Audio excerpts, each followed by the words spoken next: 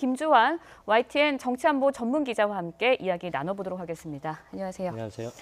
네, 대북 특사단이 조금 전 방북 결과를 발표했습니다. 가장 중요한 항목이 1번인 것 같습니다. 남북 정상회담에 합의를 한 건데 어떻게 보셨습니까? 그렇죠. 굉장히 빨리 진행됐다라고 봐야 되겠죠. 빨리 진행됐다라고 봐야 되는 또 다른 의미 중에 하나는 4월 말에 개최 장소입니다. 네. 서울도 아니고 평양도 아닌 분단의 상징인 판문점에서 남과 북이 처음으로 분단 이후 정상이 만난다. 굉장히 상징적인 크기가 되죠. 이것이 갖는 의미는 굉장히 세계적으로도 굉장히 중대한 의미다 이렇게 평가를 할 수 있고요. 네. 그리고 지금 왕선택 기자가 몇 차례 언급했습니다. 비핵화를 이유해서 그리고 어떤 우발 충돌 방지라든가 상대 의중을 알기 위해서 양 정상 간 핫라인을 설치하겠다. 그러니까 쉽게 말해서 문재인 대통령 집무실 책상에 김정은 위원장하고 통화할 수 있는 전화기, 직통 전화기를 한 대씩 놓겠다라는 겁니다. 그래서 네. 아무 때나 통화할 수 있도록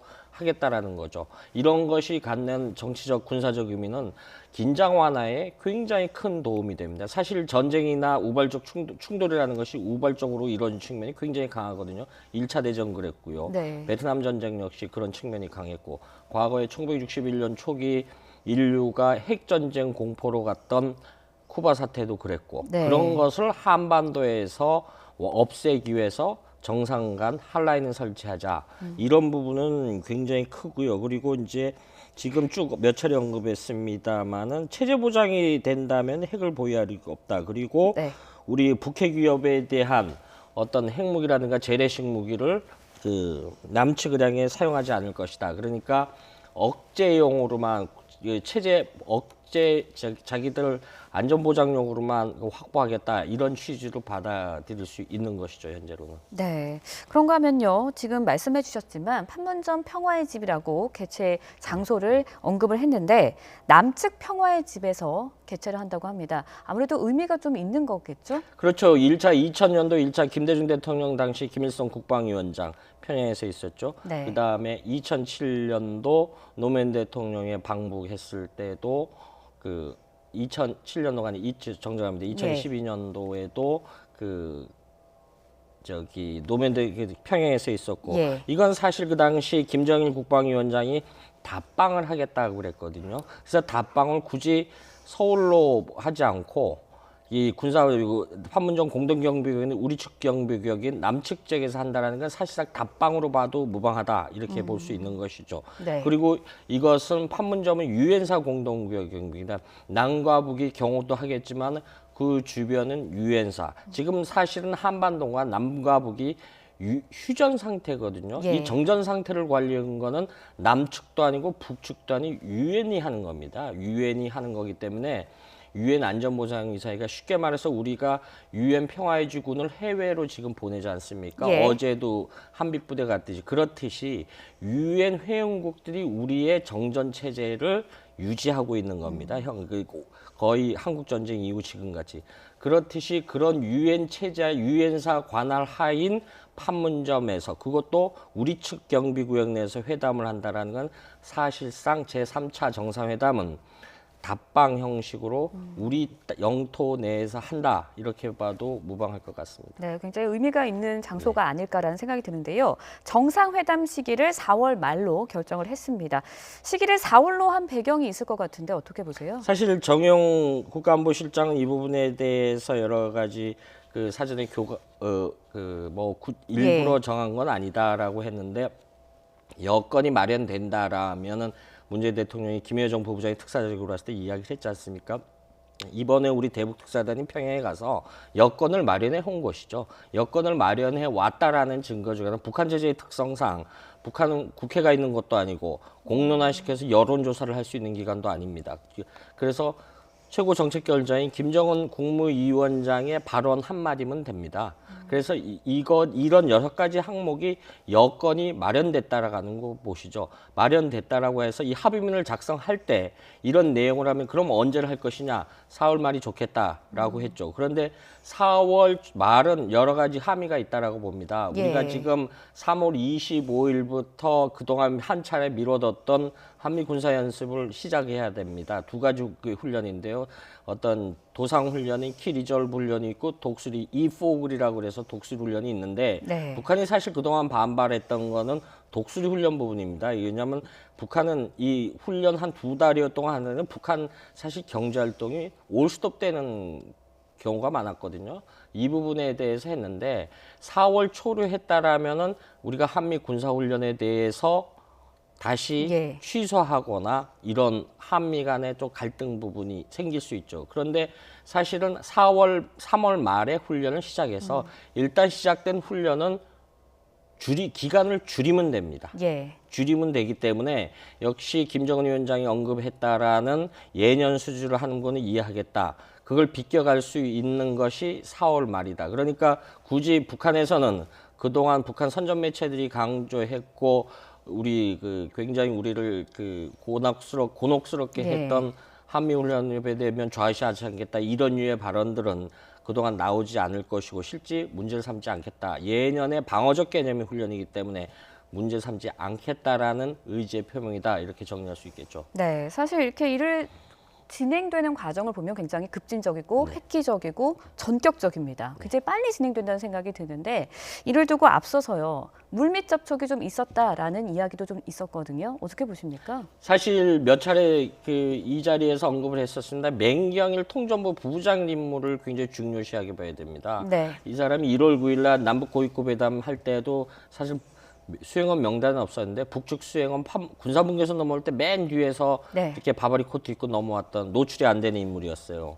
그리고 북한 선수단 왔을 때 인제 스피디움에 19일 동안 칩거했었어요. 그런데 네, 평창 동계올림픽 때 그렇죠. 말씀하시는 거죠? 그 인사가 거기 여러 가지 취재를 해보면요, 그곳에만 있지 않고 우리 측 관계자들하고 뭐 차량을 타고 드나드는 모습이 있었다는 제 주변에 취재를 해보니까 굉장히 남북대화 경험이 많은 인사기 때문에 네. 그리고 북한으로서는 대남 협상의 핵심 인물이기 때문에 이런 인사를 통해서 어떤 초안을 마련을 했고 이것이 우리가 대북 특사대는 5일날 갔고 어제 가자마자 바로 김정은 위원장을 접견을 했고 만찬겸 접견이 무려 4시간 동안 이루어졌고 네. 그것도 노동당 조선노동당 네, 북한의 어떤 북한 체제의 코어 핵심이라고 할 수 있는 거기서 했다라는 데 대해서는 여러 가지 사전 의제 조율은 없이는 이런 결과가 1박 2일 만에 나올 수 없다. 이렇게 정리할 수 있는 것이죠. 네, 그런가 보면 김정은 위원장의 그 결정도 굉장히 의미가 있는 것 같습니다. 굉장히 획기적으로 결정을 했다라는 생각이 들거든요. 좀 입장이 바뀌었다라고 봐야 될까요? 비핵화에 대한 어떻게 봐야 될까요? 입장이 바뀔 수밖에 없었다. 이렇게 볼 수가 있겠죠. 예. 어떤 자의적으로 바뀌었다라기보다는 바뀔 수밖에 없는 환경에 조성했다. 왜냐하면은 지금 국제사회가 굉장히 지속적인 대북 제재 압박을 가하고 있지 않습니까? 북한 네. 경제라든가 본인이 작년에 7차 노동당 대회 때 강조했던 것입니다. 경제 발전 부분에 대해서 했는데 경제 발전을 해야 되는데 여러 가지 경제 발전 도구들이 없는 거죠. 무역량도 안 되고 이런 부분을 이제 풀어야 되겠죠. 풀어야 되니까 이런 상황에 와서 김여정 특사를 뵙고 김영철 통전부장을 내려보냈고 북한이 내려볼 수 있는 제스처는 다 붙었죠. 그러니까 왜냐하면 남과 북은 어떤 군사적으로는 적대 관계에 있지만 우리가 그렇다라고 해서 떼놓을 수 없는 같은 한민족, 언젠간 더불어 우리 후손들이 같이 살아가야 될 한민족 같은 언어, 네. 같은 피를 나는 형제거든요. 이런 입장이기 때문에 굳이 절대적으로 적대 관계만 노출시킬 수 없다. 이런 상황에서 김정은 위원장으로서는 선회할 수밖에 없는, 선회를 하는 데 있어서 크게 선회를 하는 데 있어서 우리가 잘 이끌어줘야 되겠죠. 물론 이 6가지 합의문을 예. 이행하는 동안에 여러 가지 장애들이 나타날 겁니다. 장애들이 나타나겠지만은 큰 틀에서 양 정상이 만약에 4월 말 평화의 집에서 마주 앉아서 이것 이외보다 더 포괄적이고 더 상위 수준의 이야기들을 나눌 수 있겠죠. 그렇다라고 하면은 네. 이런 한반도에서 우리가 걱정했던 과거 군사적 긴장이 다시 높아지거나 이런 도돌이표 형식으로 되돌아가는 현상은 적어도 반복성은 끊지 않겠느냐라는 전망을 해볼 수 있는 것이죠. 네, 제가 지금 이야기 나누는 동안 한 전문가를 더 모셨습니다. 이인배 한반도 미래포럼 소속 연구위원과 함께 더 이야기를 나눠보도록 할 텐데요. 네, 안녕하세요. 네, 안녕하세요. 굉장히 전격적으로 남북 정상회담이 이루어지지 않았나라는 생각이 듭니다. 정상회담을 통해서요, 아무래도 한반도 평화 정착에 큰 기대를 걸고 계신 분들이 많을 것 같은데 어떻게 보십니까? 네, 일단 그 앞으로 이제 장소하고 시간, 날짜가 시기가 정해졌기 때문에 네. 더 구체적인 내용들은 더 채워 나가야 되는 상황이죠. 지금은 더 봐야 될 텐데 우선 이번에 특사 방북을 하면서 여러 가지 합의 중에 비핵화 논의도 해왔고 여러 가지 이야기가 있었기 때문에 그런 것들을 정상회담을 통해서 어떻게 잘 풀어낼 것인가 앞으로 더 구체적으로 이야기를 해보게 될 것 같습니다. 네, 알겠습니다. 이제 하나하나 합의 사항에 대해서 좀 짚어보면 어떨까라는 생각이 듭니다. 일단은 남북 군사 긴장 완화를 위해서 정상 간의 한 라인을 설치하기로 했습니다. 굉장히 의미가 있는 거 아닌가라는 생각이 드는데 어떤 의미를 갖고 있다고 생각하세요? 원래 실내 구축 조치의 가장 중요한 것 중에 조치가 하나가 뭐냐, 핫라인을 설치하는 겁니다. 위기 시의 상황 때 상대방의 진위, 의도를 파악하기 위해서 하는 것이 핫라인이라는 건데요. 그것이 정상 간에 가지고 있다는 것은 이게 오인에 의한 상호 간의 충돌이 있을 수 있거든요. 이제 이거 특히나 우리 같은 한반도 땅에서는 휴전 상황 속에서는 오인에 의한 돌발 상황이 발생할 수 있는데 그런 상황들을 사전에 차단하기 위해서 핫라인이 필요한 것이죠. 그래서 지난번에 목함 지뢰와 같은 사건이 벌어졌을 경우에 그것이 곧바로 그때만 해도 아무런 장치가 없었기 때문에 네. 왜 저런 일이 벌어졌는지 정말 도발인지 아니면은 실수였는지 뭐 도무지 알 수가 없는, 물론 그 도발이었긴 했는데 도무지 판단할 수가 없거든요. 그런 상황일 경우에 핫라인이 있을 경우에는 곧바로 전화해 볼 수 있겠죠. 해서 이 어떠한 일이냐 해서 다시 확인해 보겠다 해서 그 다음에 이제 서로가 이야기를 해볼 수 있기 때문에 대단히 중요한 신뢰 구축 중의 하나라고 볼 수 있습니다. 핫라인 부분에서 좀 추가를 예. 하자면 핫라인은 이제 실제 전화기를 설치하자 우리가 일반 가정용전기처럼 이렇게 놓을 수 있는 부분이 아닙니다. 과거에 북한의 통신 체계와 우리 통신 체계가 다릅니다. 과거에 TV 방식을 얘기하면요, 우리는 네. 세칸 방식, 북한은 팔 방식이라고 사회주의 국가들 달랐듯이 통신 체계도 다른데 쉽게 설명하면은 우리가 와이파이를 쓰냐, 뭐 과거에 랜을 쓰냐 이런 개념 차이가 있습니다. 그래서 이런 표준화됨부터 기술적 합의를 해서 남측 통신 전문가과 북측 전문가들이 만나야 됩니다. 네. 만나가지고 깔아야 되기 때문에, 그리고 북한도 역시 보안구역이 있고 우리도 보안구역이 있고 이 부분에 대한부터 실제 그렇다면 정상회담을 위한 만남 실무회담도 수차례 해야 되는 것이고, 이런 핫라인 설치를 해서 관계 분야 실무자들이 굉장히 많이 만나서 접촉을 해야 됩니다. 네. 비근한 예로요, 우리가 지금 서해지구선, 동해지구선 판문점에 군사 핫라인이 있습니다. 이거 어떻게 설치를 했냐면 1990년대 중반 우리가 인터넷 랜선을, 광선을 이렇게 전달을 해서 군사분계선을 넘겨주면 북측이 그걸 깔았어요. 예. 이런 형식으로 했는데 이건 역시 유선으로 하겠 것이냐 무선으로 하면 그럼 보안 유지되는데 어느 지점으로 통과할 것이냐, 그러면 네. 그 지점에 광선을 따서 지뢰를 없애고 땅을 없애고 매설을 해야 되는 이런 부분이 있겠죠. 그래서 그냥 핫라인 설치가 우리 무선 전화기 휴대전화 갖다 놓는 이런 의미가 아니라 이거는 굉장히 지금 이인배 박사가 말씀하셨듯이 여러 가지 거기에 따른 거는 굉장히 중차대한 의미를 지닌다, 이렇게 볼 수 있는 것이죠. 네. 아마 이제 방법은 여러 가지 있겠죠. 뭐 위성 비하기 같은 것도 있어서요. 네. 뭐 이거 직접 유선이 아닐 가능성일 네. 수도 있고 이제 기술이 발전해서요. 두고 볼 필요가 있겠습니다. 네, 알겠습니다. 지금 저희가 합의 사항에 대해서 이렇게 하나하나 짚어가면서 시청자 여러분께 설명을 드리고 있는데요. 세 번째 문항인데요. 북측은 한반도 비핵화 의지를 분명히 하며 군사 위협이 해소되고 체제 안정이 보장되면 핵 보유는 이유가 없다라고 이야기를 하고 있습니다. 부분적인 조건이 있다고 생각하는데요. 군사 위협이 해소되고 체제 안정이 보장되면 구체적으로 어떤 상황을 이야기한다고 봐야 할까요? 이 문화는 사실은 새로운 문화는 아닙니다. 네. 이 문화는 김정일 시대에 굉장히 자주 나왔던 문화 중에 하나죠. 뭐 해역 비핵화 협상 때도 그렇고 육자회담 때도 그렇고 늘 해왔던 이야기인데, 김정은 시대에는 비핵화조차 이야기를 안 했다가 나왔기 때문에 대단히 새롭게 느껴지는 부분이 있고요. 어쨌든 상당히 진전된 김정은 위원장의 발언인 건 확실한 것 같고요. 여기에서 보면 이제 군사적 위협이라는 것은 두 가지겠죠. 이제 미국이 대단히 지금 어려운 상황, 미국의 압박, 네. 최대 압박이라는 것이 있어서 미국을 염두되어 있는 것일 가능성이 있고요. 그런 속에서 일단 체제 안전이라는 것은 굉장히 포괄적인 의미를 담고 있습니다. 경제적인 문제부터 시작해서 내부의 어떠한 혼란들 그리고 외부적인 압박들 여러 가지 포함되고 있기 때문에 아마 그거는 차근차근 풀어낼 문제입니다. 네, 북측이 한반도 비핵화 의지를 분명히 했지만 이렇게 부분적으로 조건을 달았다라는 생각이 드는데 어떻게 봐야 될까요? 사실은 이 3번 항목이 6개 항목 중에서 앞으로 실무회담에서 걸림돌이 가장 많이 있다고 보는데 지금 표현대로 하면 한반도 비핵화 의지라는 그랬어요. 예. 북한이 쓰는 우리는 북한의 비핵화라는 건 북한이 핵무기를 없애면 된다라고 하는데 북한이 생각하는 한반도 비핵화 우리하고 개념이 인식이 아주 다릅니다. 우리도 그 선대에 따라서 김일성, 김정을의 유언에 따라서 핵무기를 없애지만 한반도 남측 너희도 없애라는 겁니다. 그러면 우리는 핵이 없는데 어떻게 없앴냐? 핵우산 보호받고 있지 않느냐? 예. 주한미군 철수해라. 그리고 나아가선 주한미군 철수 이전에 한미훈련할 때 전략자산 전개시키지 말아라. 예. 이런 부분입니다. 이런 부분은 굉장히 세부적으로 들어가서 난항을 거듭할 수 있는 부분이 항목이 굉장히 큽니다. 크기 때문에 이런 부분이 있고요. 그리고 체제 안정이 보장된다면이라는 이 부분 역시 물론 작년에 틸러슨 미 국무장관이 여러 가지 북한 급변 사태 시 평양으로 진주하지 않겠다.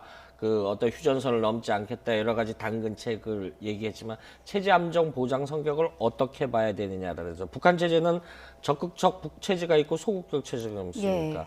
지금의 이른바 유일 전통 체제를 유지시켜 주느냐 아니면 사회주의 국가로서의 북한 체제를 유지시켜 주느냐 이건 또 세부적으로 굉장히 달라질 수 있거든요. 사실 김일성, 김정일, 김정은으로 이어진 3대 네. 유일 체계 때 1990년대 초반 김정일과 상해 푸동지구 방문했을 때 천지가 개벽을 했다고 그랬어요. 그런데 그거 압니다, 북한도. 개혁 개방하면 잘 먹고 잘 사는 거 알아요. 그러면 왜 못하느냐?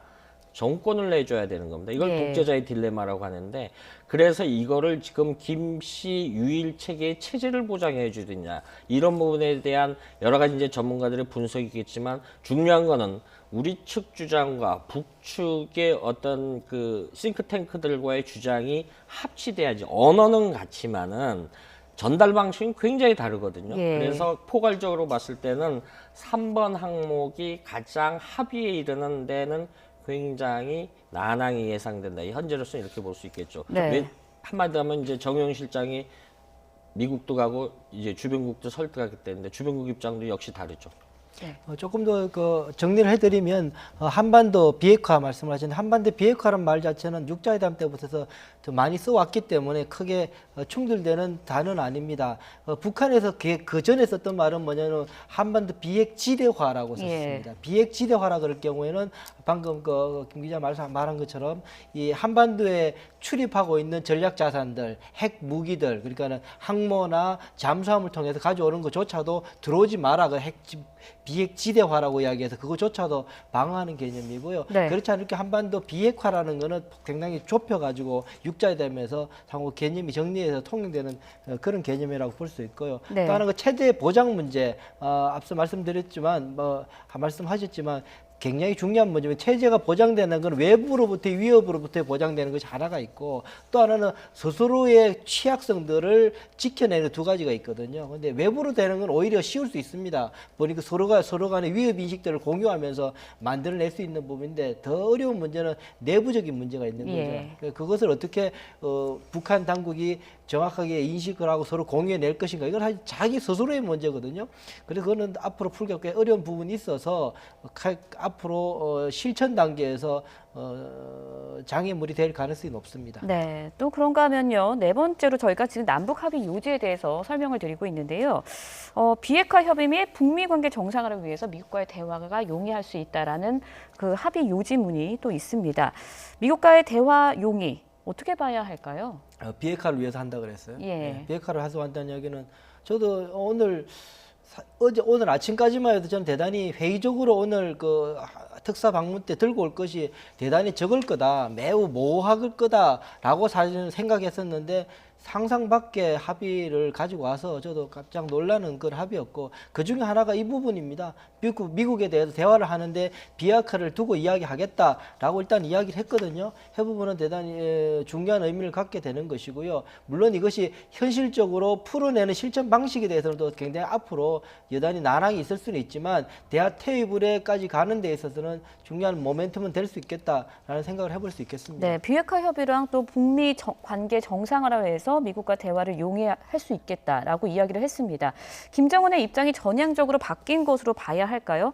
저희가 생각할 때 김정은이 그럼 미국과 대화를 할 때 어떤 카드를 들고 나올까 이런 생각도 들거든요. 어떻게 예측할 수 일단은 있을까요? 이 부분 역시 우리가 정상회담에서는 수차례 실무회담, 고위급회담 같이 북미 관계 정상화인데 이것이 이제 수교급 외교 관계를 맺느냐, 어떤 대표부를 설치하느냐, 대사관을 설치하느냐 이 부분을 논의할 수도 있겠죠. 그리고 뭐 무역 대표부를 하느냐 이런 그 전 단계 여러 가지 단계가 있는데 이를 위해서 지금 뭐 우리가 이른바 흔히들 알고 있는 뉴욕 채널 형태든가 그 북미 간의 접촉은 있어 왔죠. 근데 중요한 거는 지금과 같은 접촉 방식이 아니라 지금 트럼프 행정부의 동부가 특히 한반도 문제를 담당하는 관료들과 직접 북측에 마주 앉아야 됩니다. 마주 네. 앉아야 되는데 여기 앉아서 여러 가지 이야기를 논의를 해야 되는데 저는 적어도 우리가 지금 큰 강대국의 미중 간 전략경제대화라는 틀이 있습니다. 1년에 한 번씩 만나가지고 논의를 하는 겁니다. 현안이 뭐냐. 이런 형태를 북미 간에 만나서 초기 단계지만 이루어진다라고 해도 이건 굉장히 큰 성과라고 봅니다. 그래서 그다음에 북한이 그거했던 어떤 대표부라든가 이렇게 되면 미국은 요구할 수 있겠죠. 11월에 중간 선거가 있으니까 지금 북한 매체들을 보면 뭐 하루 매일 미국 욕하는 겁니다. 미국 욕하는 거 이거 하지 말아라. 네. 하지 말아라. 그러면 안 하겠다라고 하면은 트럼프 대통령으로 입장에서는 굉장히 큰 외교적 성과가 됩니다. 그거 자체가 내 업적으로 내 취임 전반기 때 북한의 위협이 미국 본토를 공격할 수 있는 거는 내가 막아냈다. 봐라, 북한 매체들 봐라, 북한 스피커들을 봐라, 말을 하지 않느냐. 그러니까 이런 부분들이 논의 테이블에 올라갈 수 있다라고 보는 것이죠. 네. 아무래도 가장 문제는 비핵화 문제가 아닐까라는 생각이 듭니다. 저희가 계속 이야기를 나눠가고 있는데요. 비핵화 문제에 대해서 미국이 지금 북한이 입장을 이렇게 전향적으로 나왔습니다. 미국과 대화할 용의가 있다고까지 이야기를 했는데 미국이 좀 이것을 믿어줄까요? 어떻게 보세요? 지금은 믿고 안 믿고 할 것 없습니다. 그냥 만나서 이거는 사실 실천의 문제이기 때문에 실천은 여전히 오리무중인 상황이고요. 어떻게 될지는 아무도 장담 못하는 상황이고요. 일단은 뭐 만나는 테이블까지 간다는 데 입장에서만 제가 일단 긍정적으로 생각하고 그 앞으로 그 실천되어서 어떻게 비핵화될 것인가에 대해서는 또 다른 문제이긴 한데 어쨌든 첫 단계는 갈 수 있다라는 생각은 들고요. 미국이 양보하지는 않을 겁니다. 이런 상황을 모멘텀을 가지고 있던 분명히 미국의 인식은 이렇습니다. 지금 북한에 대해서 한국과 미국 국제사회가 압박을 통해서 대단히 압박을 했기 때문에 거기에 대한 예. 대화로 나갔다고 보기 때문에요. 이것을 늦추거나 할 가능성은 낮습니다. 그걸 압박을 계속하는 상황 속에서 대화를 해내고 대화를 통해서 일정 부분 실천 가능한 비핵화의 프로그램이 됐을 때부터 그때부터 협상을 통해서 서로의 이익들을 조정해 나가는 그런 방식이 될 것 같다고 봅니다. 사실 비핵화로 가기 위한 길은 험난합니다. 무조건 처음부터 지금 있는 핵무기를 전량 폐기하기다. 과거 뭐 남아공 방식이나 우크라이나 방식이 있습니다. 이렇게 하겠다는 사실은 천문학적인 경제적 보상을 해줘야 됩니다. 1990년대 중반 경수로 협상 때 북한이 핵 개발을 안 하는 대신 심포에 경수로 기지를 할 때 사실은 우리 정부가 70%를 부담을 했어요. 네. 이런 부분에 대한 험로가 있고요. 또 하나는 이제 이 문재인 정부가 추구하는 입구론이 있습니다. 핵 동격으로 해서 이것이 지나가서 3단계를 처음에 2단계였는데 최근에 좀 입장이 바뀌는 것 같아요. 그 출구로는 핵폐기라는 출구로 나오고 핵폐기 나와서 시설 폐기로 가겠다. 이 기간이 얼마 걸릴지는 누구도 모릅니다. 누구도 모르지만 그럼에도 불구하고 이 부분에 대해서 시작을 한다라는 것은 굉장히 중차대한 의미입니다. 그렇지만은 미국은 비핵화에 대한 뜻을 절대 안 굽힐 것입니다. 왜냐하면 미국이란 나라는 동북아의 어떤 지정학적 그 영향력이 지대한 나라이기 때문에 북한이 지금까지 요구했던 핵 보유국 지위를 암묵적으로 묵인한다라는 것은 한국과 일본의 혹은 타이완 등의 핵 무장을 허락한다는 의미로 받아들이거든요. 예. 그리고 또 하나 중요한 건요. 사실 2014년은 크리미아 사태 때 푸틴 대통령이 전술핵 사용하겠다 그래서 미국 그 주변 국가를 미국만 쳐다봤습니다. 함도 안 도와줬어요.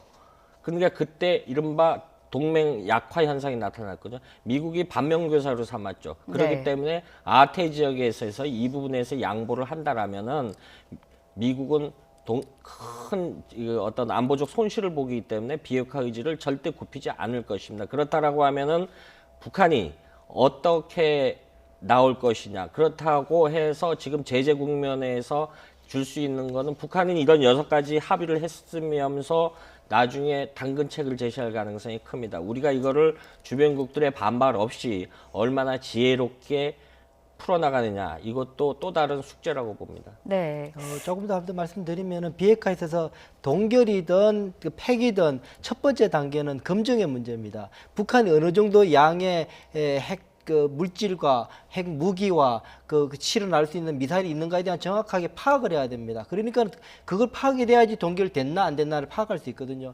그것이 굉장히 어렵습니다.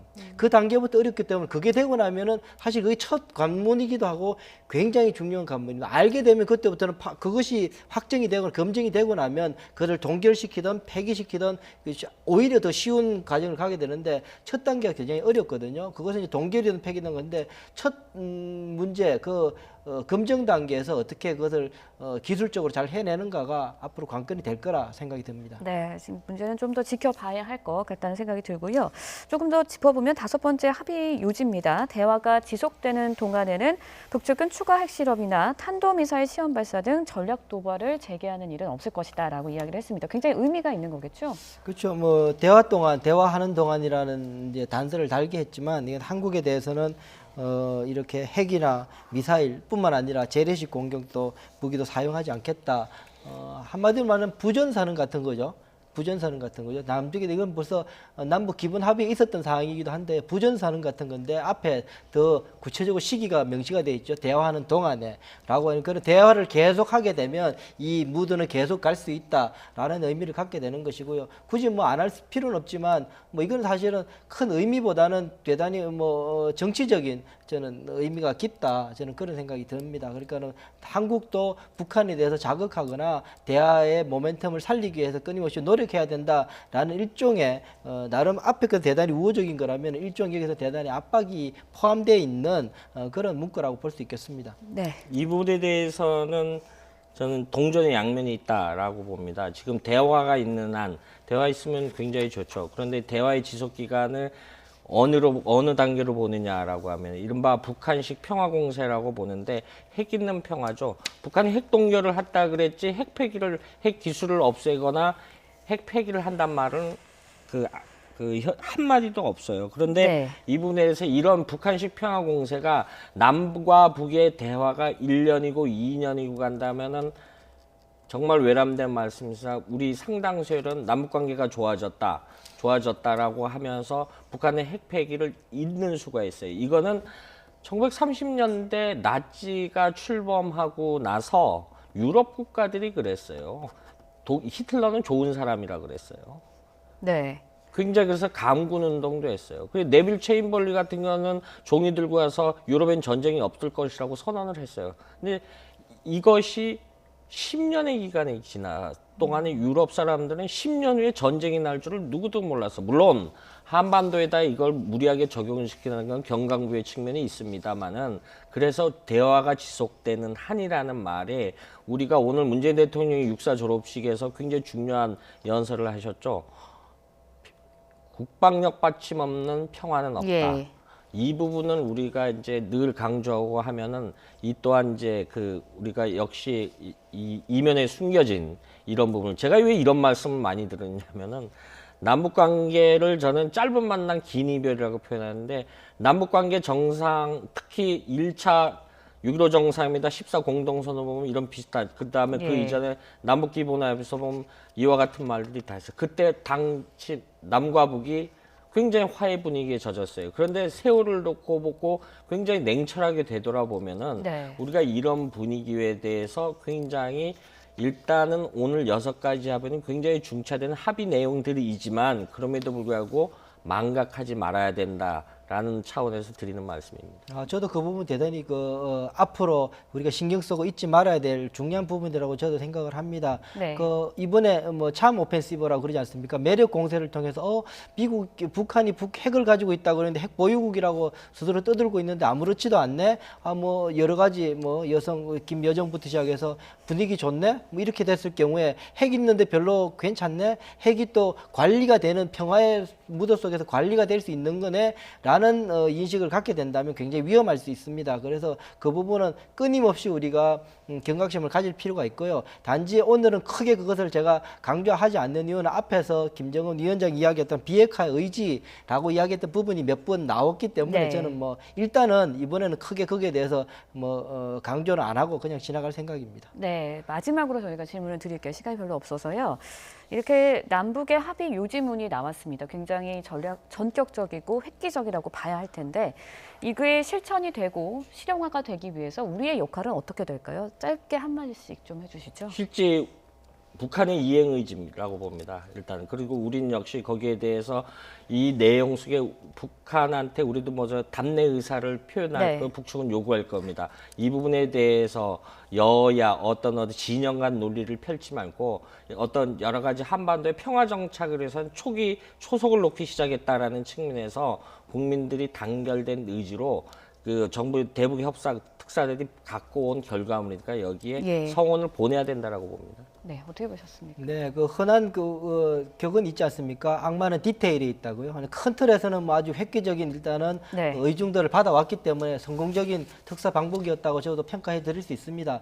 이제 앞으로 이걸 실천의 문제에 있어서 얼마나 여러 가지 난관이 있을 겁니다. 그럴 때 어떻게 우리가 잘 헤쳐나갈 것인가의 문제인데요. 거기에 있어서 북한의 선의만 의지하는 건 대단히 위험할 수 있습니다. 끊임없이 우리의 능력을 키워내고 우리의 능력이라는 것은 한미 간의 공조를 비롯한 우리의 능력을 끊임없이 키워내고 받침이 될 때 이번에 합의를 실천화시키고 한반도에서 대통령께서 말씀하시는 항구적인 평화를 이룰 수 있는 방법이 되겠다라는 생각을 해보게 됩니다. 네, 합의 실천화를 위해서 우리의 역할도 중요하고 북한의 역할도 중요하다라는 걸로 정리를 하도록 하겠습니다. 네, 남과 북의 실무회담 합의 요지 지금까지 김주환 정치안보 전문기자 또 이인배 한반도 미래포럼 수석 연구위원과 함께 짚어봤습니다. 오늘 말씀 고맙습니다. 고맙습니다.